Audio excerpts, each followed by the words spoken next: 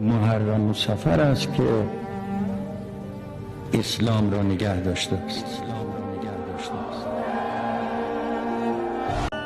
واقعا این اعتقاد درسته که اسلام رو قیام سید الشهدا حفظ کرده.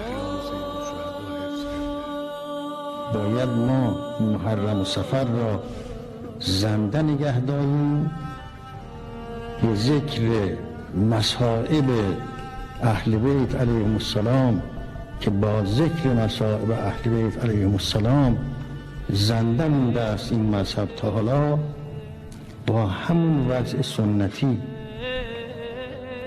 همچنانی که در طول زمان در قرنهای متوالی این حادثه روز به روز زنده تر شده و اگر چنانچه واقعا بفهمند و بفهمانند که مسئله چی است و این عزاداری برای چی است و این گریه برای چی اینقدر عرض پیدا کرده و اجر پیش خدا دارد، اون وقت ما را ملت گریه نمیگن، ما را ملت حماسه میخوان.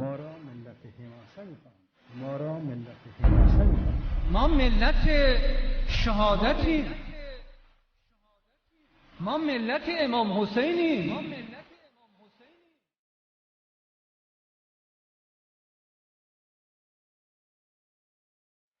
اینا همش نشون دهنده یک حقایقی است، یک جریانی است داره پیش میره در دنیا به رهبری حسین ابن علی سلام الله علیه و انشالله پیش خواهد رفت و انشالله کارگشا خواهد بود، گره های ملت رو باز خواهد بود.